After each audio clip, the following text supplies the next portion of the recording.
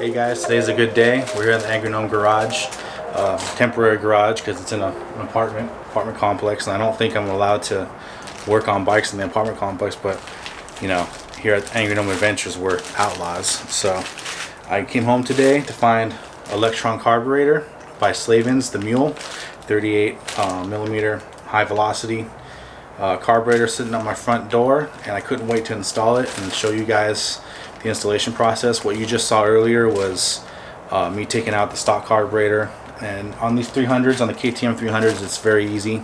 All you do is loosen the carburetor from the front boot and the rear boot and take out the throttle cable at the throttle, and the whole thing comes out. There's no fasteners involved or anything.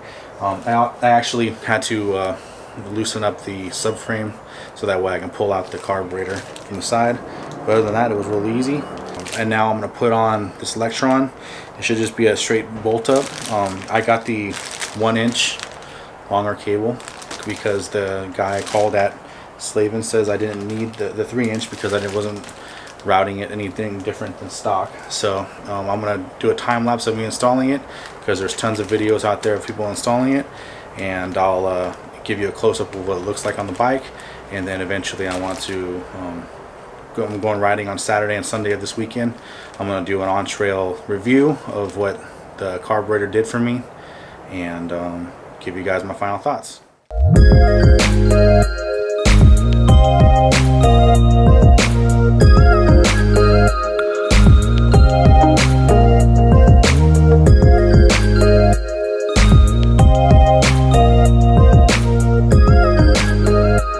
Alright, so I put the carbs on. I haven't put the seat on yet, but I turned the fuel on, and I'm going to go ahead and start it for you guys. I actually started it before this, so this isn't the first start. I started it to see if it actually works, so I can, you know, give it a try. Definitely the throttle response already is so much better than the stock throttle was at idle or at just sitting here on the stand. I can't wait to get it out in the desert and try it. Here we go, I'm going to start it up.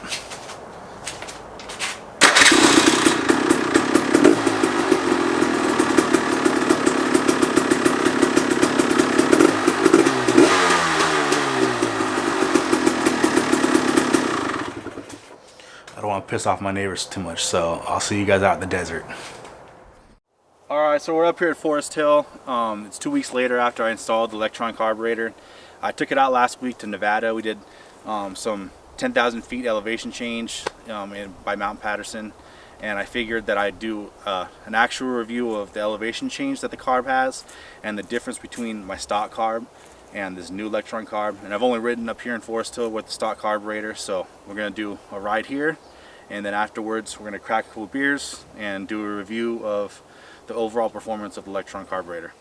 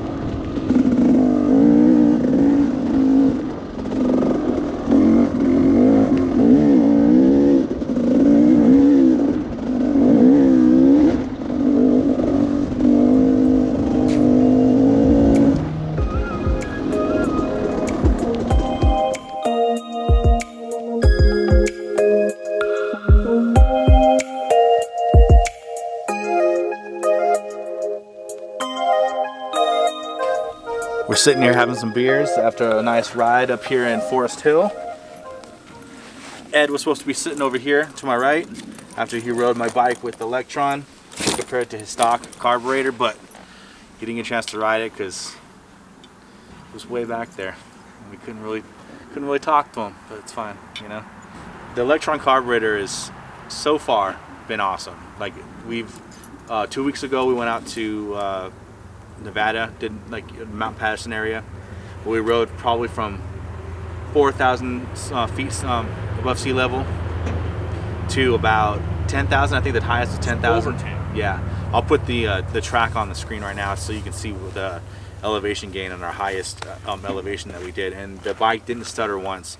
One thing I did know is that as you get higher in elevation, you do have to adjust the idle up a little bit to compensate for the you know, lower air mass up there. But other than that, it just ran perfectly. The throttle response is great. On the trail here, you can pull, like you pull the throttle, it doesn't hesitate at all. It starts up, first start every time. Ed's bike has a stock throttle on it, stock carburetor on it, and he hasn't done any jetting. Have you done any jetting on your bike yet? My bike does have the JD jetting kit on it, but it's a little tougher to start. It takes a kick. I noticed that the Lectron starts much easier. Mine starts first hit of the button, and you just pull out the choke real quick, and the choke is really hard to get to. I'd say that's the only negative part of the carburetor is the choke is on the exhaust side of the bike, so you really have to pull out your Kickstarter, stick your hand in there, pull the choke up, but it's only up for literally a second or two just to get the bike started, and after that you put it down and it runs and sits there and warms up. But it definitely starts better than your bike does, right? Definitely starts way better, and one thing he's noticed that he thinks it gets better mileage than mine. So what we're going to do next time is we're going to give a full weekend, and we're gonna keep track of the gallons between the stock carburetor used of fuel compared to the Lectron, and we're gonna see if we can come up with some sort of percentage for you on you know, on the myths that that Lectron is better. Dan says there's already been a noticeable difference in putting gas into his compared to my stock carburetor. But so far, it's been a great upgrade. You know, it's a steep price at $500, of course, $470. But I think that I think it's great as a performance upgrade. You know, where you don't have to jet it, you don't have to touch it. It just works good from sea level all the way up to, I think it was just 11 or 12,000 feet. So far you have 2 rides on your bike. Would you do it again? Oh, of course, because it's like the JD jetting kit. When I put the JD jetting kit on my 530, it was just so much better than the stock jetting I had on that bike that it turns me on to this day. When I turn that bike, when I push start on that bike with the choke out, it starts right away. And I've never had a bike that does that. The JD jetting kit's great, but then you have to change the jet out depending on what altitude you go at, and the performance suffers at the very high altitudes. Whereas this, I literally never have to touch it, and I can go anywhere. And I think that it's like buying fuel injection for your bike without having fuel injection. So, and you may be able to quantify it by fuel savings and pay for it. May pay for itself. Exactly. We'll get back to you on that. So at this point in time, we would like to thank Mojo Motorsports. We'll put a little, you know, shot of their product at the end here. They have such great products, and they have a lifetime warranty and great customer service.